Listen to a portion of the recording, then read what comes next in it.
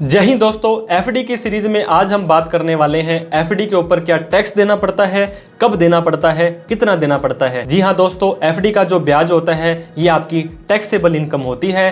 Taxable income के अंदर आपको पता होगा दोस्तों 5 तरह की इनकम आप कमा सकते हैं। सैलरी या पेंशन की इनकम, रेंट की इनकम, बिजनेस की income, capital gain, share market या कोई प्रॉपर्टी बेची उसकी इनकम। इन चारों के अंदर जो भी नहीं आती है वो इनकम फ्रॉम अदर सोर्स 5वें में आ जाती है। तो आपका एफडी का ब्याज इनकम फ्रॉम अदर सोर्स में जुड़ जाता है। तो सबसे पहले तो आपकी इनकम में जुड़ जाएगा। इसके बाद दोस्तों कितना टैक्स आपको देना पड़ता है ये डिपेंड करता है कुछ फैक्टर्स के ऊपर कि आप ओल्ड टैक्स रेजाइम में जाना चाहते हैं या न्यू टैक्स रेजाइम में जाना चाहते हैं। इसके अलावा अगर आप ओल्ड में जाना चाहते हैं तो डिडक्शन एग्जम्पशंस कितनी है, या ओल्ड और न्यू दोनों में किसी में भी जाना चाहते हैं तो आपकी बाकी इनकम कितनी है। बाकी की इनकम मैंने आपको 4 बता दी, सैलरी, रेंट, बिजनेस या कैपिटल गेन। तो दोस्तों अगर आपकी ओवरऑल इनकम मिलाने के बाद में मैंने आपको बताया स्पेशल इनकम और एक नॉर्मल इनकम होती है। स्पेशल इनकम में long term, short term, capital gain, अगर आपने क्रिप्टो में काम किया या आपने लॉटरी में काम किया तो उसके ऊपर तो आपको सीधा ही 30% या ऐसा तरह का टैक्स देना पड़ता है। लेकिन दोस्तों अगर आपकी नॉर्मल इनकम है, फॉर एग्जांपल अगर आपको सैलरी और पेंशन आ रही है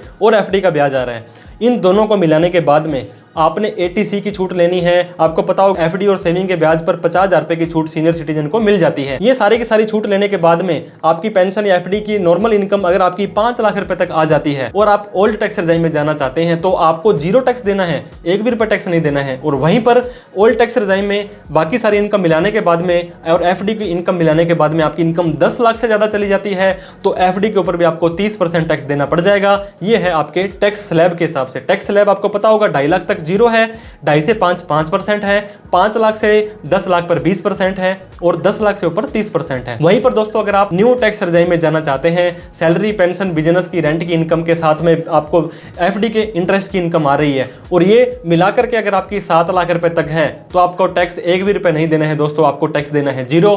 और वहीं पर अगर आपकी ये सारी इनकम मिलाने के बाद एफडी का ब्याज मिलाने के बाद आपकी इनकम 15 लाख से ऊपर चली जाती है तो आपको 30% टैक्स देना है। अदरवाइज टैक्स रेजाइम के हिसाब से टैक्स देना है। फॉर एग्जांपल 3 लाख तक माफ है, 3 लाख से 7 लाख पर 5%, 7 लाख से 10 लाख पर 10%, 10 से 12 पर 15%, 12 से 15 पर 20% और 15 लाख से ऊपर इनकम चली जाती है तो आपको 30% टैक्स देना पड़ेगा। तो एफडी के ऊपर दोस्तों कोई भी फिक्स टैक्स नहीं है। हालांकि यहाँ पे जो टीडीएस है वो फिक्स है 10%, लेकिन हो सकता है आपको 20% और टैक्स देना पड़ जाए। हो सकता है आपको जितना टीडीएस कटा है वो सारा का सारा वापस आ जाए क्योंकि आपकी इनकम टैक्सेबल लिमिट से कम हो जाए। तो मैं उम्मीद करता हूं दोस्तों एफडी के ऊपर आपके टैक्स स्लैब, टैक्स रेजाइम और आपकी बाकी की इनकम कितनी आ रही है उसके हिसाब से आपको टैक्स लगता है। यहाँ पर कोई भी फिक्स टैक्स का रेट नहीं है, हालांकि टीडीएस 10% कट जाता है। तो उम्मीद करता हूं एफडी के टैक्स के रूल आपने जान लिए होंगे। दोस्तों टेलीग्राम और व्हाट्सएप पर हमने पेज बना रखे हैं, उनको भी फॉलो करना ना भूलें।